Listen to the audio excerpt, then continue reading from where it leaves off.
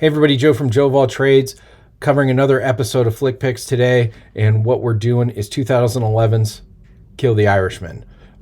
Great movie. It was not successful at the box office. It's a kind of a small independent picture. You can pick up on that when you watch it, but it's got a fantastic cast. They're all cooking it, and it tells a great local story of Danny Greene, the Cleveland mobster who avoided death for despite many attempts on his life for a period of time. Spoiler alert: he was eventually killed, but his death had a significant impact on the crippling of the organized crime throughout the country. In the mid 80s. It's a local Northeast Ohio Cleveland story, but it's a good story, and it has a huge impact on organized crime after Danny Greene's death. So let's jump right into it. It was written and directed by Jonathan Hensley. Its screenplay was co-written with Jeremy Walters. Jonathan Hensley has a little bit more writing credit than he does directorial credit. He wrote 1995's Jumanji, Die Hard with a Vengeance, Armageddon. His directorial debut was The Punisher in 2004. The film, or the screenplay, was adapted from the book To Kill the Irishman, The War That Crippled the Mafia by Rick Porrello. It was, it's an indie film. It was distributed by Anchor Bay Films, and it has a phenomenal cast. Ray Stevenson plays Danny Greene. Unfortunately, Mr. Stevenson has since passed away, but ton of good credits. HBO series Rome. He plays the Punisher in Punisher Warzone, Black Sails. His last role was as Balin Skull in Ahsoka, and he passed away in 2023. Other cast: Vincent D'Onofrio, incredible actor, Full Metal Jacket, Men in Black, The Cell, Jurassic World, Law and Order, Daredevil, Val Kilmer, Top Gun, The Doors, Heat, Batman Forever, Christopher Walken, The Deer Hunter, At Close Range, which will be on Flick Picks, Catch Me If You Can, True Romance, Pulp Fiction, King of New York, Wedding Crashers. And then there's a ton of those guys, or that guys, in supporting roles. Linda Cardellini, Tony Darrow, Robert Davi, Bob Gunton, Vinnie Jones, Tony Lobianco, Steve Sciarippa, Paul Sorvino, Mike Starr. It's shocking that they could get all of these people on the budget that they had. The budget was $12 million. So I think a lot of the actors liked this story and probably took a pay cut, because those names alone, I just don't know how they could make this movie on $12 million. It only made $1.2 million at the box office. I think it performed pretty well locally in the Cleveland area. I definitely went and saw it in the theater. I'm sure it was, made a ton of money at the Cedar Lee up in Cleveland, but nationally it just didn't take traction. So the synopsis: it's the rise and fall of Danny Greene, infamous Cleveland gangster who took on the Italian mob in the 1970s. The critical reception, on Rotten Tomatoes, the film holds an approval rating of 63% based on 51 reviews. Overall reception, not great. It was generally criticized for being unoriginal, poor direction, poor production, but I think it tells a good story. Is it predictable, or are there needle drops in terms of music that, like, oh, of course that song's in this movie? I don't really care. If it tells me a story that's been told over and over again in terms of mob rise and fall, I don't really care. The fact is that it's happening in Cleveland, and I think that's kind of the unique take that I appreciate. Obviously, not all mobster movies have to be set in New York with concentration on Italian Americans. You know what I mean? This is different than that. So I think it's unique, and I have a lot of fun watching this movie. My notes, obviously, it's based on a true story. Danny Greene was an eclectic guy and not your average guy only in pursuit of money. He was a vegetarian. He worked out. He was well read. So Danny Greene is a real guy, and as a character in this film, he's much different than your typical kind of, shark skin suits, grease back hair, stuff like that. Something that you will usually see in any mafia movie. Some criticisms, though, should be, in the portrayal of Green, direction of the film. It does have a recycled structure, but it does do it well compared to other films on a similar budget. When you watch this film, you can tell that it is a low budget film, just the production values and stuff like that. But it's it's still entertaining. It still tells a good story, and I think it's a good film.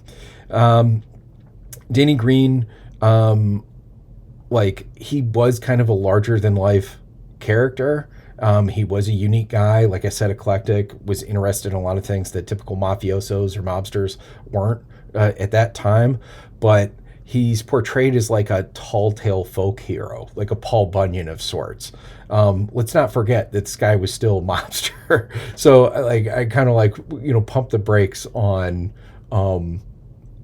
the kind of folktale hero personification that he does in the film. Yeah, my note I wrote, let's not forget he was a thieving criminal. Other movies of this genre, they usually try to demonstrate while the lifestyles of mobsters may be fun or sexy, they're usually terrible people. This movie doesn't do that as good as other movies do, say maybe by Francis Ford Coppola or Martin Scorsese, something like that.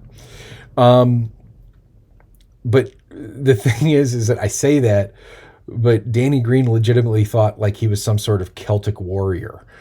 He was a health nut. He exercised every day. Like I said, he was a vegetarian. He was well read. It's just like, he, and the movie gets into that. It almost kind of seems unrealistic, but I guess he was like that. So, it's just a part of the fun story. Some other nitpicks. Ray Stevenson had a hard time hiding his Irish accent if he's actually trying. So like he's playing, this Clevelander who has a lot of pride in being Irish and all of that. So I wouldn't be surprised if Danny Greene maybe talked with an Irish accent, like a light one here and there. Val Kilmer in this movie lays down a great Cleveland accent. On the other side of the coin, Ray Stevenson has this Irish accent coming through. Val Kilmer sounds like he's from Parma. It's so funny, but he kills it. It's great.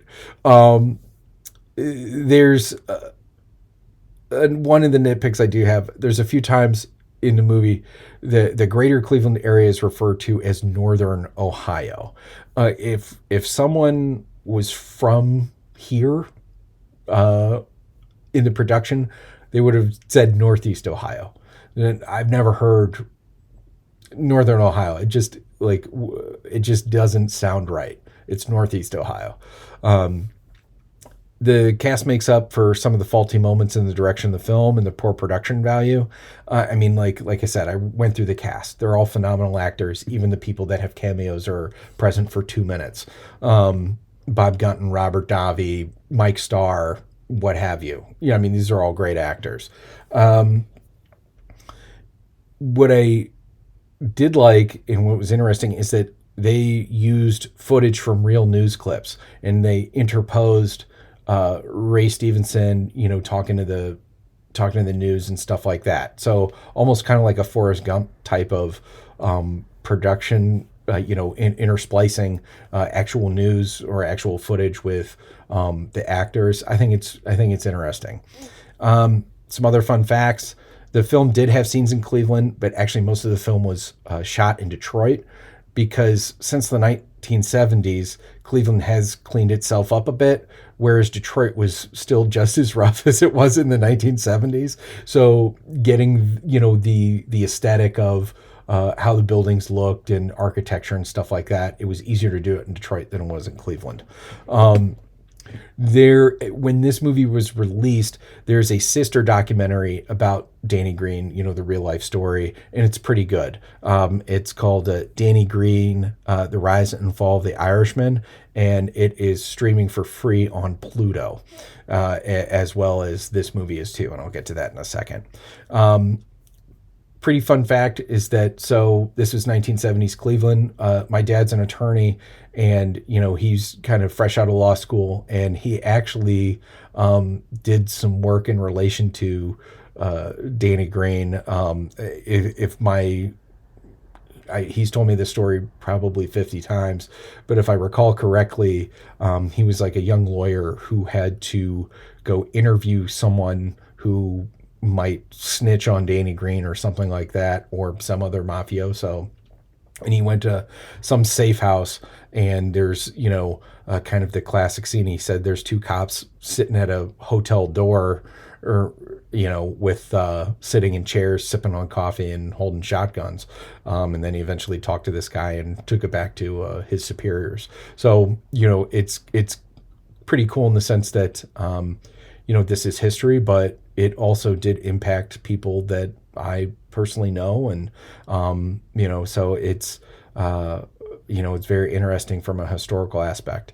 The movie is currently streaming on Tubi, Roku channel, Pluto, and Plex. So those are all free platforms. This is the type of movie that will be on it. A independent film that didn't make money. So you can find it very easily, and it will be free. So I recommend checking it out, especially if you want a different story. If you like mob movies, but you want a little bit different one where this is an Irish guy from Cleveland and not an Italian guy from New York, go ahead, check it out. If you like this movie or you watch it, please let me know what you think in the comment section below. If you have any other recommendations for flick picks, please leave that in the comment section below. If you like this video, please like, comment, share, subscribe to the channel. Joe of All Trades is on YouTube, Spotify, Instagram, and if you want to help the channel out, go ahead over to Patreon. I really appreciate it, and happy watching. Cheers.